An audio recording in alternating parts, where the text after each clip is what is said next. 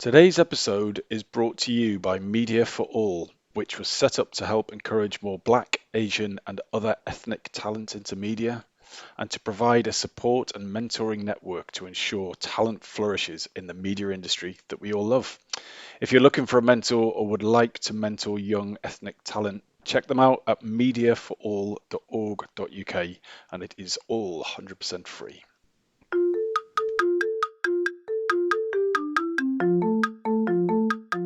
Hello and welcome to the Shiny New Object podcast. My name is Tom Ollerton, and this is a weekly show where I interview the leaders of this industry and get them to share their vision and their passion for what's going to come next. And this week I'm on a call with Ricardo Rey, Head of Digital Consumer, MAZ at AB InBev. Ricardo, I try my best to say your name how your mum says it, but apologies to anyone who thinks I did that awfully. Could you just give the audience an overview of who you are and what you do? Yeah, thank you, Tom. Don't worry about it. I know it's complicated in a foreign language, and thank you for the invitation. Yeah, basically, I've been working in the industry for 13 to 15 years. I started working in digital agencies here in Latin America, basically working from the planning point of view, brand planning. So I work with different type of clients, airlines, massive consumption companies. From there, I went to work to the media landscape. I worked with a very big soccer brand here in Latin America, basically in Colombia mostly, and how to transform their offline presence into an online presence in the video landscape in the media here. After which I got back to work for agencies. I worked for BBDO in Colombia, for Sancho BBDO, leading the digital content structure within the agency, and was to build the entire team and how to convince brands to invest in digital content. Afterwards, I went to have my own company based on digital anthropology, we called it. We use different tools, digital tools, to understand users' behaviors in the digital context, and we sell that information to the different agencies and different clients so that they can build digital strategies. And afterwards, I worked for Discovery Channel in Brazil, leading the digital transformation in Brazil, being the digital manager over there. It's basically how to compete with giants like Netflix and Amazon Prime with the Discovery content. And nowadays, I'm working here in Mexico with AB InBev, leading the digital consumer strategy within the region in the Middle Americas, and also investing in new technologies to connect better with our digital consumers. So, if someone was listening to this podcast thinking, I'd love to follow in Ricardo's footsteps, but they're like a student, they haven't got into the industry yet, or they're just kind of starting out early days, what advice would you give to them? Well, digital is a constant evolving landscape. So the best thing that I did was to start young. Even when I was in the university, I went to work for agencies, even if they didn't pay me. I went to learn and to understand the different worlds within the digital landscape, and that gave me a very complete overview of the digital market. And afterwards, I got to choose where I wanted to focus my efforts, because digital, I believe there are no digital experts. It's so huge and so full of detail that you have to choose one path. And starting early, even if I didn't get paid, would be the best advice that I could give anyone who wants to start in the digital landscape. And as well as that, other bit of advice would you give? What would you say your top marketing tip was? What is the thing that you've learned either when you first started out or later in your career that has stood you in good stead? Well, basically, in line with the tip that I just said, is that you have to build very strong digital teams, because there's no a single person that understands the digital landscape and it's an expert in that way. So you need to complement yourself with other digital knowledge savvy in the different territories of the digital landscape. So I would strongly advise to encourage you to build strong teams with different expertises, and that way you can be triumphant in the digital landscape. And how would you advise that people do that? So, like, if I'm an SEO expert, for example, and I see that I need someone to do PPC, but it's it's very close, but very, very different. And I want to build a strong team. What do you look for when hiring someone or building a team where they've got a different specialism to you, and you know what it is, but you don't know how it works? How can you be sure you're hiring the right person? Yeah, basically, well, you have to understand first what's the objective of the product or business that you're working on, and it's going to deliver different expertise that you need. If you're an SEO expert, I would strongly advise you to hang with a very strong development expert, because SEO, it's not only content, but it's also the way you build the products so that the engines get to know your content, right? So if you know about the theory about SEO, but you don't have a person who builds a specific product for your SEO strategy, maybe it's not going to be as successful. And also, if you get to think that SEO is how people are searching for different products or services, it would be good to understand or to bring someone in the team that understands the consumer through social listening or trends. That way you can understand what people are thinking, what people are talking about, and get better at SEO. And it's basically understanding the chain that needs to be addressed so that they get into a digital product and cover the different opportunities with people who are experts in that part of the chain. If you love all things innovation and want to understand how brands plan to emerge stronger from the current situation, don't forget to check out Madfest London on the 11th and 12th of November. My good friend Dan at Madfest knows how to put on a cracking event, and there's always plenty of amazing speakers, beer and cool people to meet. Check it out at www.madfestlondon.com.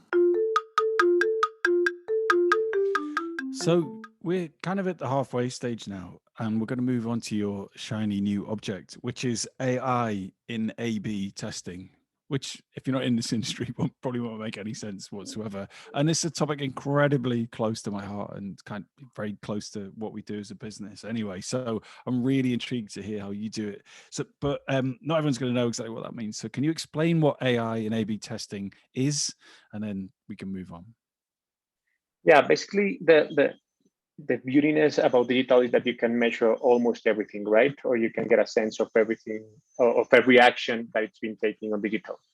So when we're talking about AI on A/B testing, it's basically, I'm going to start with A/B testing. A/B testing is how you formulate different hypotheses to launch a campaign or to address a specific problem. So for example, if you're trying to communicate with people between 18 and 24 years old that visit specific sites, you can reach them with different formats. When I talk about formats, it's different sizes of banners, for example, or different pieces of content, or different types of creatives. And when you get to analyze this matrix of these three variables that I'm talking about, you get to have millions of ways to communicate with these people. For example, I have a red banner, a purple banner, a green banner, and you get to measure which banner connects more with the audience that you're trying to address. So what we do is we build this hypothesis of how we can connect with these audiences that we need to impact. And that's when we use AI. Basically, we use in artificial intelligence to automatize process to build different creatives or to build different contents in real time to launch these campaigns and connect with these audiences. So that way, I don't need to hire a designer to build me 10 different banners in 1 week, putting an example. But I get to use platforms that can build a lot of creatives in 1 day with different rules, with different templates, with different copies, and I get to launch them with a controlled budget to understand which are getting a better ROI, return of investment, to my campaign. And then afterwards, what the artificial intelligence tells me is that there are some performing better than others, right? So I eliminate the creatives that are not working that well, and I invest more money in the creatives that are performing well. And I get to tune up things and learnings from the creatives that are performing well. So I create new creatives to impact these audiences. That way, I optimize my budget, I optimize my time and my results and my return of investment. And what are the challenges you've had in trying to get this process working well? Well, the biggest challenges is that you need to formulate the right hypotheses and the right strategies before using the A/B test and the AI technology. If you don't know your audiences and what are the possible triggers that that you should activate, then the campaign will not be successful. So basically, we do other things before launching these campaigns, and we also use social listening to understand what consumers are talking about, the trends we learn from past experiences to formulate these hypotheses. All of these hypotheses might not be 100% accurate, but the more time you invest in these hypotheses and gathering information to build them, the more effective your campaign will be. And so for marketers listening to this thinking, yeah, I really want to get involved, what would you say the first steps that you should take to start building a strategy around AI and A/B testing? Well, first of all, I would advise them to change their mindset in two ways. First, you need to invest some time to understand which are the best creatives that are performing and the best hypotheses that are performing. And you're willing to, the second thing is that you need to be willing to invest some money in those experiments to understand what's working or not. So when I have experience as a consultant also, and I work with some small brands, and I know that budget it's like not some companies don't have a lot of budget to invest. So when you tell them to invest a little bit of money of a small budget to understand what works or doesn't work, they reject that idea. But when people do that, they understand what's really working. And at the end of the day, the investment that you're making with that budget is going to be more efficient than if you don't do A/B test at the beginning. So that would be my advice to them. Invest time in understanding your audience and invest budget in understanding your audience before you invest all of the budget that you have planned. And so where do you see this space moving in the future? How do you think it's going to play out in the next year, 2 years? I believe that in the Internet of Things and in the metaverse, for example, right now I'm giving examples of banners and something that's not up to date. But what we're trying to do is, for example, how we connect this kind of technology with screens that are in out of home and invest in technologies that help us impact a person that's buying a certain product within the store, within a physical store, understanding their behavior. So I believe that's where we're going, and not only in stores and in retail, but also in connected devices.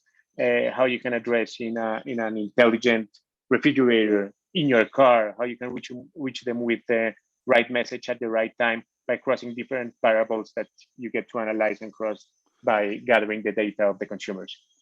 And so how do you see the feedback loop working with out of home? Because there isn't necessarily anything to click. I guess you could use QR codes or a URL, but how are you solving getting enough data back? Because with banner ads, you've got billions of impressions and a lot of interactions, so you can work out what's the best ad based on a click-through rate or whatever.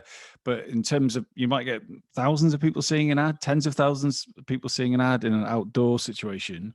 But then how do you get the feedback loop from the outdoor? Well, you have to be very conscious that you are asking for very valuable information for a human being, right? To their purchase history, how they buy products, how they behave in out of home. So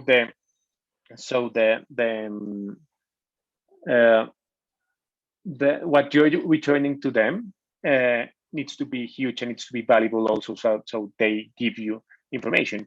for me to identify a behavior of a specific person, I have to have that their ID, for example, or their cell phone number or their credit card in the best of the cases, right? But people are very conscious of giving these details nowadays.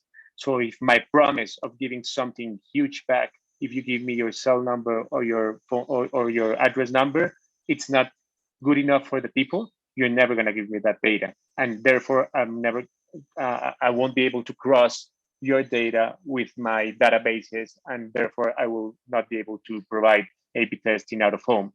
So you need to be conscious that you're asking for very sensible data for people, and that the reward that they're getting from you as a brand needs to be very specific of what they need, needs to create value for them so that they give you their data and the chain completes. So unfortunately, we're coming to the end of the podcast now. So if someone wanted to reach out to you and discuss the things we've been talking about today, how would you like them to do that? Basically, we're trying to understand which are the growth drivers for our audience right now, right? Basically, we're trying to have a change in our mindset that we're not talking more about marketing funnels, but we're talking about growth loops. And there's a lot of documentation and theory out there. And there's a good platform called Reforge, where you can find a lot of information about this. And it's how to identify the different triggers that make a user come back to my brand to get value aside the product. It's what my brand can give them and identify which are the triggers so that he or she can always come back to my brand. So I would like to be addressed, basically starting a conversation with growth loops. How would you identify growth loops for your business, for this information that you have from about your consumers? Because that way we get to identify the triggers, we get to do A/B testing, we get to use AI, and we get to grow your business. That is the best answer we've ever had to that question. So thanks for finishing the podcast on such a high. Ricardo, thank you so much for your time. Thank you so much, Tom. Have a nice day.